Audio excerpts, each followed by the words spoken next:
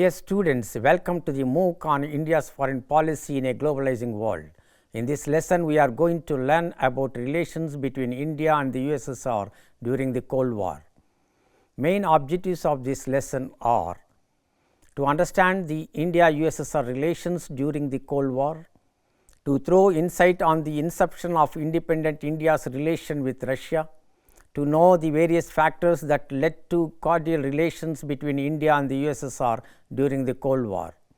We begin with the first part of the lesson, in which we will discuss about Indo-Soviet relations post-independence and during Khrushchev's leadership. The world was bipolar by the time India had attained independence. The Cold War had begun between the United States and the former Soviet Union, the leaders of the two power blocs. India's decision to remain non-aligned was looked upon with skepticism by both power blocs. But pre-independence India had more inclination towards the Soviet Union than the Western bloc. Jawaharlal Nehru was very deeply impressed by the Russian Revolution of 1917 and the Soviets' planned economic growth and development based on socialist ideology. The Indian leadership was always appreciative of the Soviet Union for its support toward the cause of India's freedom. Nehru visited the USSR in 1927, during which he was the head of the Foreign Department of the Congress. The relationship with the USSR was nurtured after independence due to their resonance in the struggle against Western imperialism and in India's national interest. The US always viewed this relationship as a threat both strategically as well as ideologically. The US saw it as a Soviet attempt to propagate communism in South Asia. After the attainment of independence, certain tensions began to arise in the Indo-Soviet relations, mainly due to Stalin's rigid policies towards non-communist regimes. India's decision to remain a member of the Commonwealth nations even after becoming a republic in 1949 was considered a red signal by the USSR. Rubbing salt on the burn, India opposed the pro-Soviet developments in Malaya and supported Greece against a possible communist expansion. Another major event that caused bitterness among the Soviet camp was India's decision to adopt the policy of non-alignment, which was interpreted by the former as a pro-capitalist policy. Even though India could not have its way with the USSR during the leadership of Stalin, things started to look better during Khrushchev's government. India desired strong ties with the Soviet Union even while it was following the policy of non-alignment. The Soviet Union supported India when the latter raised the issue of apartheid and was turned down by the Western countries on the pretext that it was an internal matter of these Western countries with South Africa. The delegate of the Soviet Union backed the concern raised by India and told the UN that the problem of racial discrimination transcends regional boundaries. India made considerable efforts to get rid of the misunderstandings with the Soviet Union. India recognized the People's Republic of China on 30th December 1949.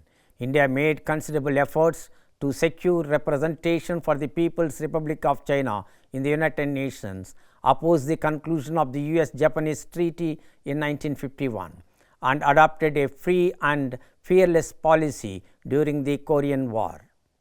These efforts led Stalin to praise and appreciate India's position. Thus, a trade agreement was concluded between the USSR and India in 1949.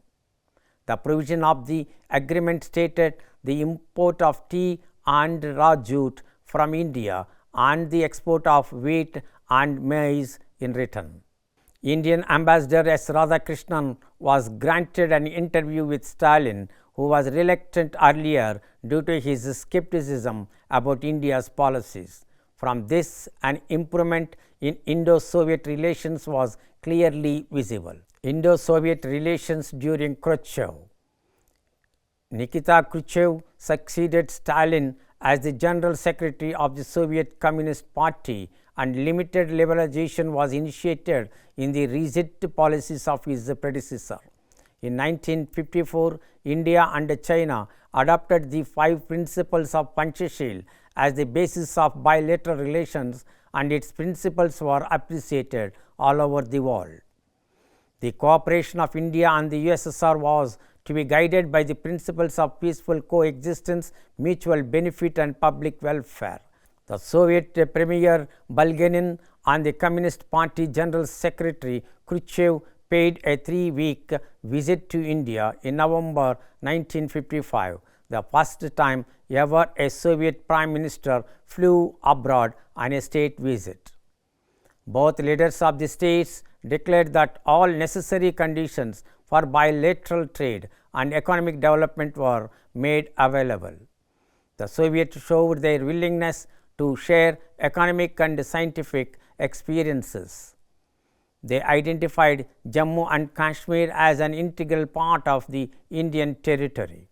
They compelled Portugal to immediately leave Goa and other Portuguese colonial enclaves. Even though both the countries adopted similar positions on the Suez Crisis in 1956, the USSR greatly resented India's stance on Hungary, in which they demanded that the people of Hungary should be allowed to determine their future on their own, and the foreign forces must be withdrawn. However, India abstained from voting when a resolution condemning armed Soviet intervention in Hungary was put to vote in the United Nations. Despite the Hungarian episode, the relations between India and the Soviet Union continued to grow. Consistent support was given to India by the Soviet Union through veto whenever the question of Jammu and Kashmir was raised in the Security Council.